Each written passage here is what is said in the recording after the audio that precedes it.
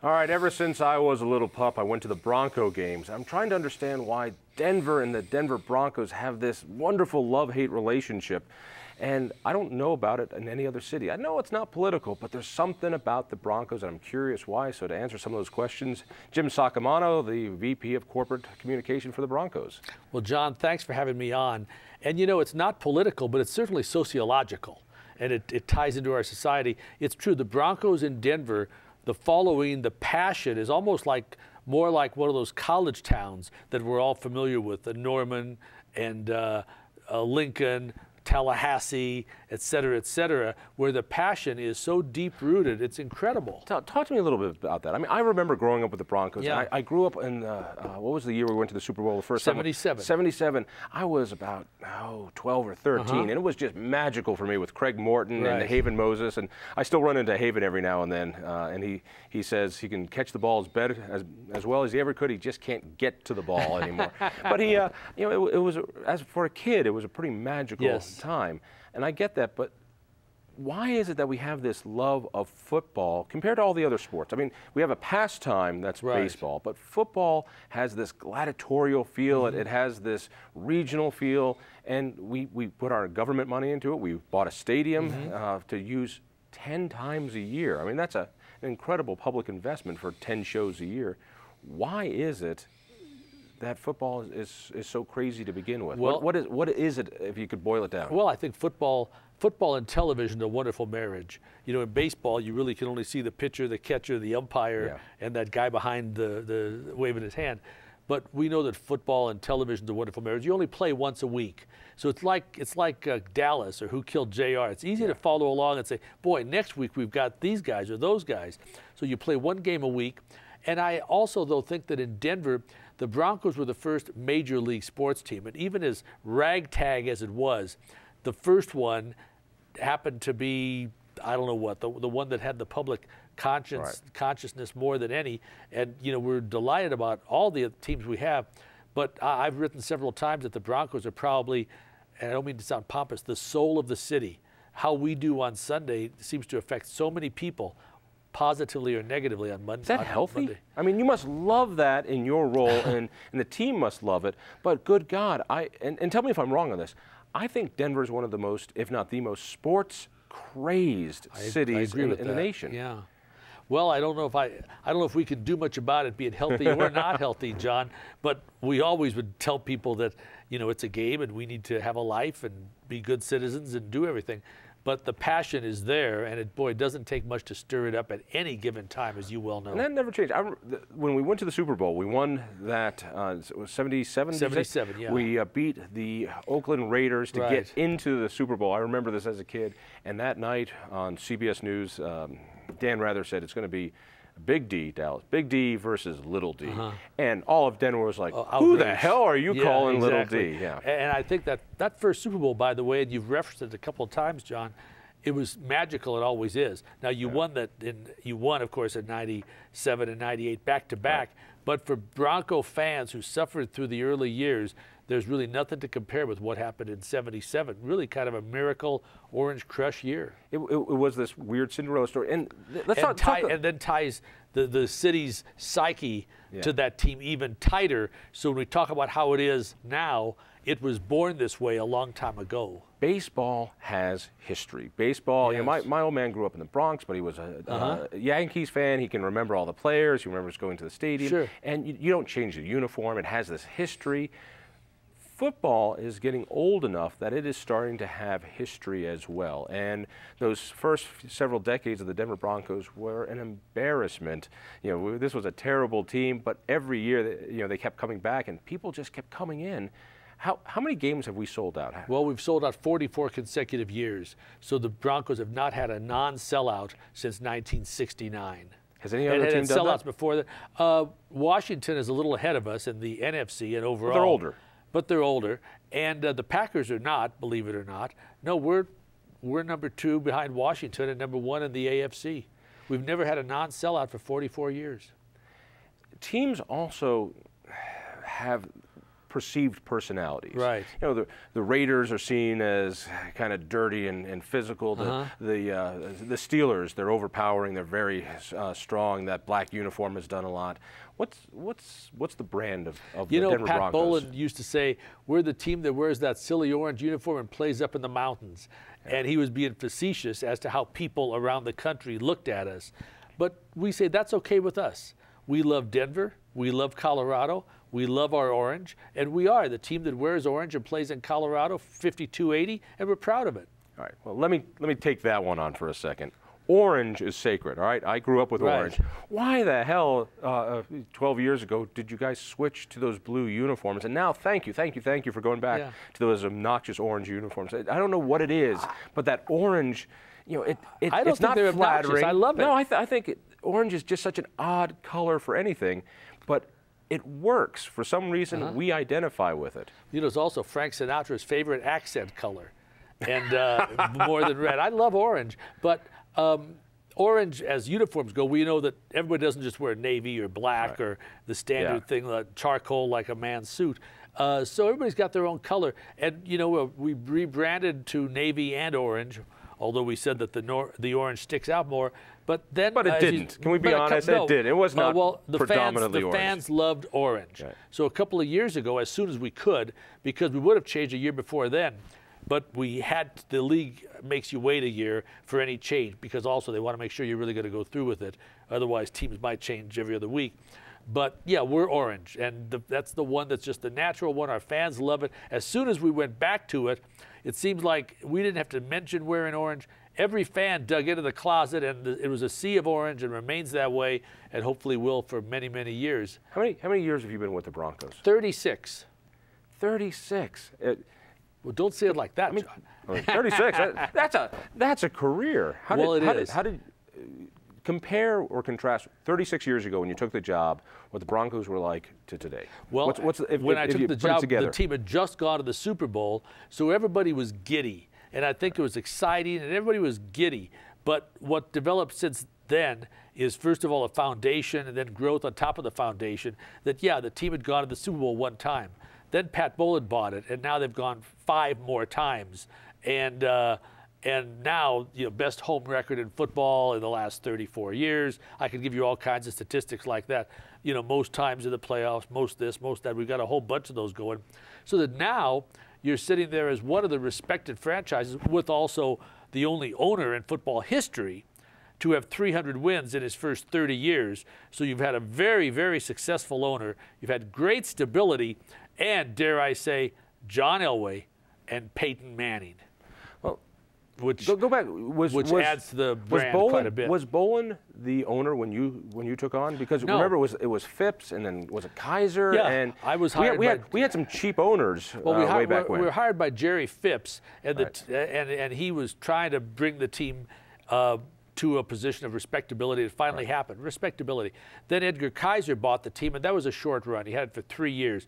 Then he, I'd say, flipped it to Pat, and that's like the best thing that's ever happened in history, because Pat Bowlen is just, all he wants to do is win and produce and really kind of give back to the city. So he's been a very great owner. So I've been with 3 owners. When Shanahan got fired and he did a press conference, I've never seen a coach get fired and then thank the guy who just canned him and said, this is the best owner in the league. It's been an honor. And I could tell it was genuine. It wasn't. And what Mike said was that these things happen, that's part of what happens. Pat is, all I can say is really, he is beloved by his employees. He is a wonderful man. How's he doing? I mean, he's been doing this for a long time. He's getting older. Yeah, how involved is he?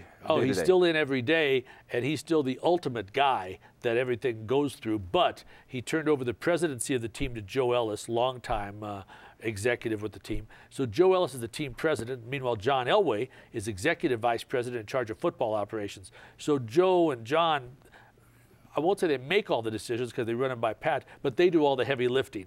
Essentially, I've been at meetings before, like team meetings, where we're there, and Mr. Bowlen, after being for literally more than 10 years, more like 20 years, the chairman of the broadcasting committee, bringing in broadcasting money, the chairman of the labor relations committee, which is really an ordeal of negotiation, where we'd be sitting in a meeting, he says, no more. I'm going to go for a jog. If we vote on something, you guys vote. I'm going to jogging. So I finally said, you know, this is how I'm turning it over. But he's in every day, and he never misses a game. Never misses, I won't say doesn't miss a game, doesn't miss a day, right. Literally. Elway becoming the vice president of operations, is that? Football operations. Okay, so in other words, he takes care of what goes on the field. Yeah, he's in charge of. Not the ticket office, not selling T-shirts, that's correct. not the concessions. Joe Ellis is the president of the entire team, right. And John Elway is in charge of the coaches and the personnel department. He does all of that, or supervises all of that hiring, and is in charge of football operations. I don't think there's a guy closer to deity status in Denver than John Elway, for any of us who have been here. He's been a remarkable guy, remarkable quarterback, but taking that job, I really questioned why he would want to do that and put at risk this legacy of 17 years of phenomenal ball, because let's face it, coaches and management are not beloved by fans. You won 2 Super Bowls. You exited at the right time. Why make this decision? Well, you know, I think I can't speak for an absent third party, of course. I can't speak for John, but he's a very competitive guy, and he just said the time was right. You know, that the kids are all out of school. All of his kids are adults. They're all doing what they're doing. They're in graduate school. They have jobs. They're doing what they're doing. And it's him and his wife, and he felt he was just ready to make that time commitment because, John, it's amazing. It's a black cup of coffee and walking around the office at 6:30, 7 o'clock in the morning until 6:30, 7 o'clock at night, because the football people work these long hours, and there's always a scout, always somebody looking at video of something. And John doesn't shy away from a challenge. I'm not saying that just to pump him up, but he really does it. He told me once he loves the car business, which he's been in, as you know. He says, because there's a tote board. There's a scoreboard. We can look at it and say, this fellow sold this many cars this week or this month, or we sold this many compared to this time last year. He's a natural competitor. He and Manning are just crazy competitors, and John Fox, and of course that's very common for football people, but he doesn't shy away from a challenge, and it's amazing. He steps in, and we start playing great immediately again. There's also an underside to football. There are things that pop out. There are problems with players. There are players who are not ready for the money, for the fame, for the rest. I mean, you know about the hazing incidents. And by the way, no one's ever bought me dinner, and no rookie's ever bought me dinner, and I'm really pissed about that. Never mind for $10,000. Yeah, or for I'll go to McDonald's. It doesn't take much. And Denver Broncos seem to have weathered that storm better than most teams, but we've had our share of mouthy players or players that are a little too flashy. You'll always have something, John. And what does the league do about that? Because it brings the game down, and I hate to sound like a cranky old parent, but kids look up to these people, and I hate to see that kind of behavior. What's the role of the league? Every player who gets drafted goes to a seminar. The league puts on seminars. Every team has a guy in charge of league programs. People visit from the league at various times during the year, not just in Denver but everywhere, to talk about any topic you can think of, really, John. That the rookies are going to go listen to this today. Right. The rookies have something every week where they're being not just lectured, but can go back and forth about any topic you might think of about the growth and development of a young man, if you will, in a positive way. But also, I got to say, John Elway has a hard line on this kind of thing. He's looking for a certain kind of guy and the right kind of guy. Anytime you have 53 to 60 players, something can happen. But as a general rule, looking for that guy who falls asleep on the team bus with the Bible in his lap, which I've seen, by the way, as opposed to with God knows what other publication in his lap. Talk a little bit about players' salaries and the salary cap and the rest. I've talked to some old Broncos. I mean, older Broncos who got paid $25 grand a year to beat their bodies to hell, and now you're multimillionaire. What's the lowest paid player is making mid $350,000. That's not a bad starting wage. No, it's certainly not. Now, of course, there's no guarantee of this. Most players don't go on to be pro football players.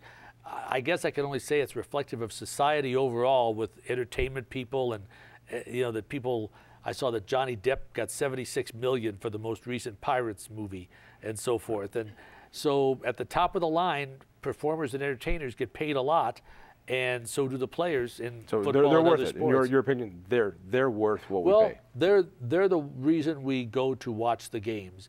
And furthermore, we have to remember that over the years, there have been labor agreements established on this so that you can't just say, you know what, we're paying this tomorrow. There's a salary pool. You have to pay a minimum and a maximum, too. It's harder for a family to go enjoy the sport. The Rockies have the rock pile for $1, and if you can get in there, that's great. But going to a game is now a really expensive thing, and that's why so many of the seats are owned by businesses now and corporations. Actually, most of ours are not. Really? Most of ours, almost all of ours, actually by percentage, are owned by fans, by people. By regular guys. Now, I can't speak for the boxes, of course. Right. Oh, the prices do go up, but we think ours are very competitive for what they are in the NFL. But we play, 8 regular season games a year for 16, for a total of 16, and it's just, we all can remember when gas was a quarter a gallon. Now, I'm not saying that the player compensation has gone up the same rate as that, but talk to me real briefly. We've only got about a minute left. John. Yeah. The safety of the players. We're learning more about yeah. concussions, and there's stories that did the NFL cover up or know things that they should have known about concussions. John, tell me what nobody ever really covered anything up. We just lived in an era a little more ignorant and naive than the one we have now. We've all heard those stories of 40 years ago. How many fingers am I holding up? Right. Back in the game you go. Now it's totally different. It's absolutely a paramount issue in the NFL. When a guy has one now, he cannot come back into the game until he's cleared by a physician who does not work for the team. He has to be cleared by an unaffiliated physician. And so you have to keep working on it, but the league is continuing to work on it, John. Don't have much time left. Encapsulate, if you could, the love affair, because I'm trying to find a way to do it. Why Denver and why the Broncos? We've got just a half a minute. Tell me what.